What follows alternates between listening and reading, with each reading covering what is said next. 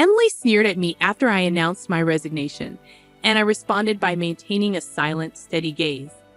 Our conversation had revolved around the company's decision to cut labor costs, with particular disdain aimed at those supposedly exploiting overtime pay. Tom, too, seemed to relish the notion of trimming expenses. A week later, my phone incessantly rang with calls from the company. Upon answering, the president inquired sharply, "Who exactly are you?" I couldn't help but scoff mockingly at the president's question. In response, I introduced myself as Lily Johnson, a 59-year-old employee with 37 years of dedicated service since my college graduation. I explained our company's role in providing administrative services, particularly catering to busy company presidents handling clerical work.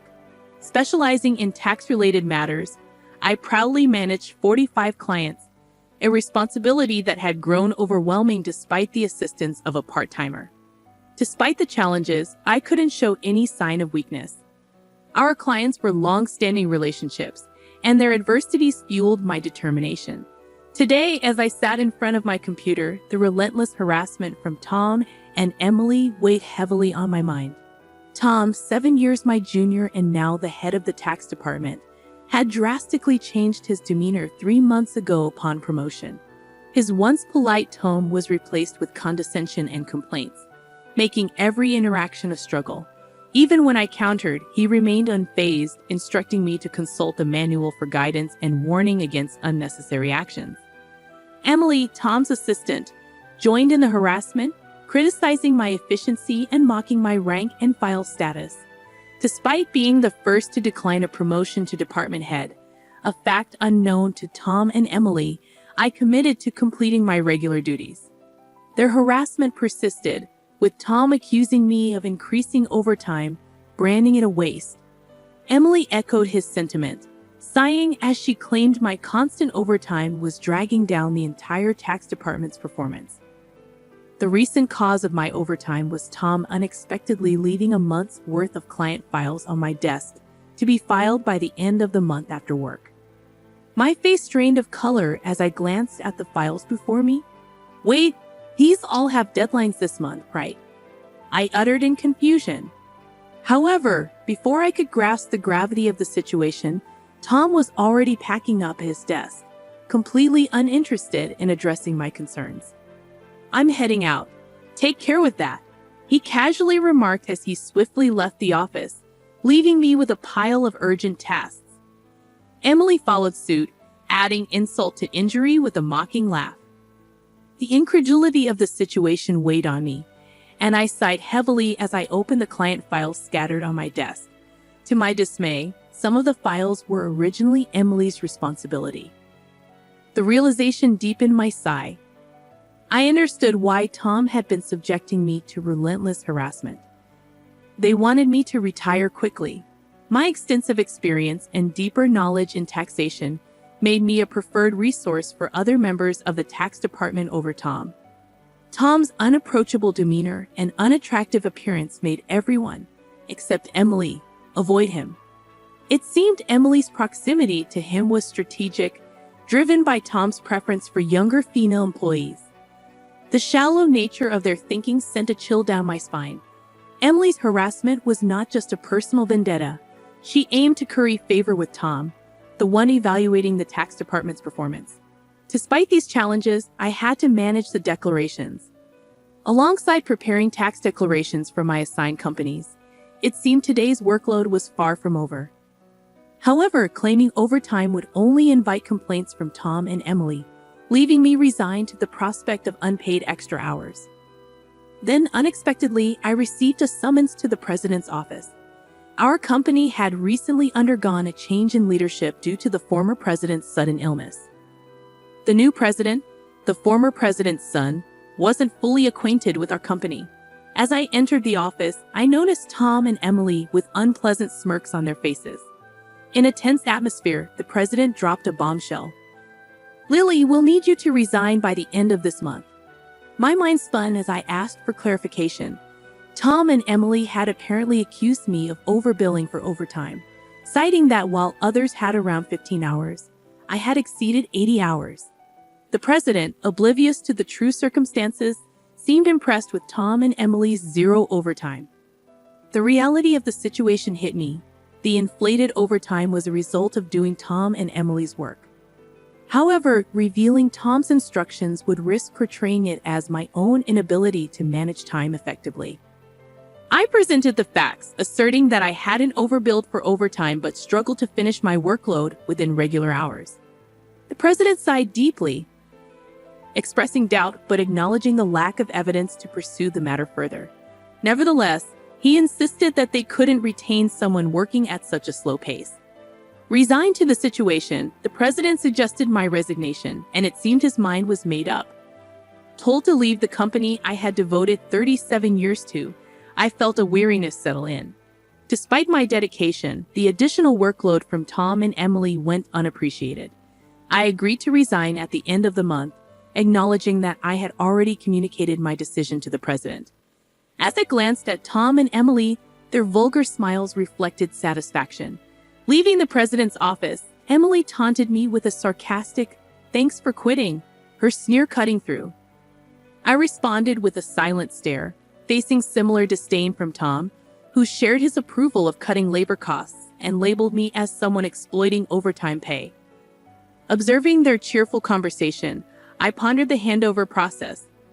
Creating documents for all my clients, I ensured proper farewells and appointments with those I could meet personally. Unable to schedule a meeting with the president, I resorted to letters to inform them of my successor. A week post-resignation, enjoying a moment of relaxation at home, my mobile phone rang. Seeing the company's call, I hesitated, having already completed social insurance procedures. However, persistent calls from both the company and Tom and Emily's personal mobiles led me to answer reluctantly. As I picked up, the president urgently spoke, asking, "Who exactly are you?" I couldn't help but mockingly reply, "Just an unemployed lady who resigned from the company, nothing else." In response, the president urgently explained the chaos since my departure. 49 calls to stop transactions with the company. He pleaded for my immediate return, revealing a sense of panic in his tone. Reluctantly, I rose from my seat and made my way back to the company.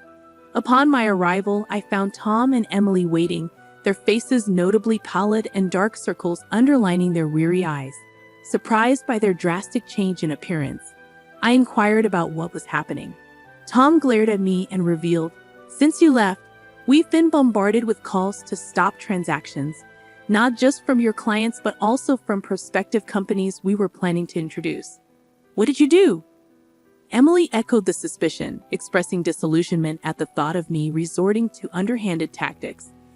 Their haggard appearance suggested the toll handling cancellations. While I had not manipulated the clients, I had a hunch about the reason behind the transaction halts.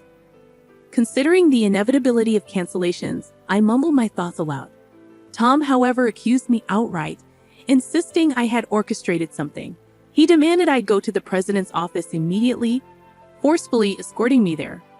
Upon entering the president's office with Tom and Emily, the president greeted me with a direct look in his eyes. Tom declared, "President, I brought her," with an air of authority, while Emily hurriedly followed suit. Ignoring their accusatory tone, the president questioned me about the abrupt halt in transactions after my departure. I took a deep breath and explained, "Our clients don't need us to manage their taxes. There are tax accountant firms that offer cheaper services. They continued with us because of me." Tom snapped back, questioning my self-worth, and Emily taunted me, both challenging my value to the company. Undeterred, I elaborated on my unique approach, offering tailored tax-saving strategies that resonated with our clients. Tom dismissed it as inefficient, arguing that their manual-based operations were more practical. The president sighed deeply, recognizing the fundamental difference in our approaches. In a serious tone, he said, "Actually," signaling a crucial revelation or decision to follow. I received a surprising call from my father, the former president. It turns out that some clients, who had stopped transactions, went directly to Dad to negotiate on my behalf. I hadn't anticipated clients going to such lengths for me.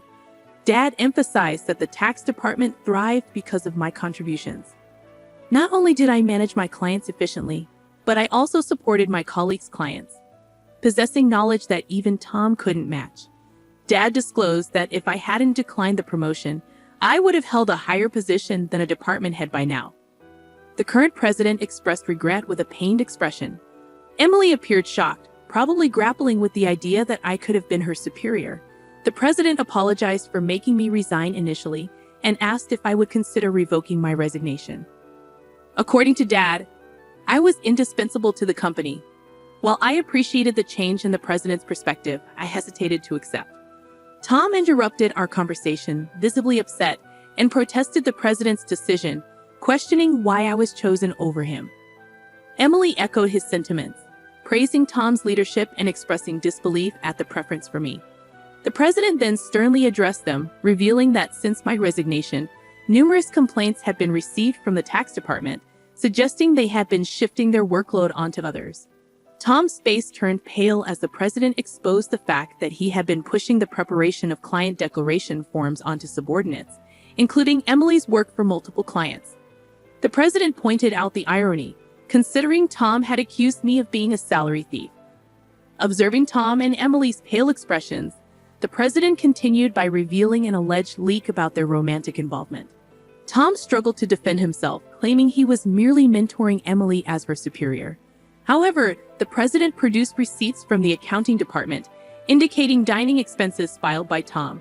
Confronted with evidence, Tom, sweating profusely, was unable to provide a convincing explanation. Emily, too, turned ghostly pale as the president accused them of neglecting their duties, inflating expense claims, and violating company policy by having an affair in the office while being married. In a calm and straightforward manner, the president declared the termination of their employment effective immediately. Tom and Emily tried to resist, promising to retract the receipt claims and pleading for their jobs. "I have a family," Tom desperately pleaded, attempting to reverse his termination. Emily echoed his sentiments, tearfully expressing her fear of being fired. She promised to apologize to me and others for burdening them with work. Realizing the gravity of the situation involving neglect of duties and an affair with a supervisor. Concerned about her reputation, she implored for a second chance. Sensing their desperation, I offered advice. "Why don't you stop resisting? It's undignified," I suggested. Tom glared at me, retorting, "Shut up. What would a single person like you understand?" I sighed, reminding him, "Tom, you were the one who got me fired. It's just karma. What goes around comes around. Why don't you take some responsibility and reflect a bit?" Frustrated, Tom looked away, while Emily bit her lip in distress. Aware of more details about their misconduct, I turned to the president, asking with a smile if I should share them. Tom and Emily frantically tried to stop me, fearing further exposure. I issued an ultimatum, warning them that wrongdoings would eventually come to light, urging them to face reality before it worsened. At my words, both Tom and Emily collapsed to their knees, and the president decided to fire them on the spot. Later, I revealed more about their misdeeds, including Tom faking business trips to spend days with Emily and their insidious tactics of harassing disliked employees into quitting. Despite my attempts to help those employees, Tom and Emily's strategies were relentless. They repeatedly reprimanded and pressured employees out of my sight, often assigning sudden tasks with tight deadlines. The resigned employees had initially asked me to keep quiet, but since they were now happily working elsewhere, I decided it was time to speak up. The president, furious at my revelations, expressed anger about cutting Tom and Emily's final salary. He planned to thoroughly investigate past inflated expense claims.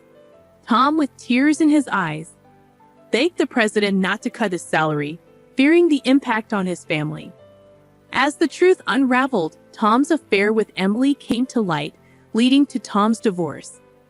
The two now faced claims for compensation in the divorce lawsuit, marking the consequential aftermath of their actions. I became aware of the situation when Tom reached out to me, seeking assistance in persuading the president to reconsider their firing. Emily and Tom found themselves in dire straits. Despite their efforts, they struggled to secure new jobs in the tax industry. The industry's close-knit nature meant that word of their misdeeds spread rapidly, making potential employers hesitant to hire them. Desperate for income to cover divorce compensation and living expenses, they resorted to day labor at construction sites, a stark departure from their previous office roles. Emily would often call me in tears, pleading for help. "Lily, please help. I only wanted a better life, and I never truly liked Tom," she'd cry. However, I couldn't ignore the fact that their predicament was a consequence of their own actions. Many, including myself, had been impacted by their behavior. I reminded Emily that the consequences were a result of her choices. "You can't unring a bell," I told her firmly. Facing hardships was the consequence of her decisions. Emily's despair echoed through her protests. Despite her regrets, the outcome remained unchanged. As for me, I chose to distance myself from the chaos of the corporate world. Despite the president's pleas for my return, I declined. Once told to resign, I had no desire to return. Instead, I found solace in assisting at a friend's tax office, supplementing my income and enjoying a more relaxed lifestyle. In the future, I entertained the idea of starting my own office, where I could serve my clients without the constraints of corporate bureaucracy. In my own space, I could fully dedicate myself to my clients' needs. As a tax accountant, I aspired to be on equal footing with my clients, providing service without superiority. This marked the beginning of a new chapter in my life, one filled with excitement and opportunities to pursue what truly mattered to me. My second life had just begun, and I eagerly anticipated the journey ahead.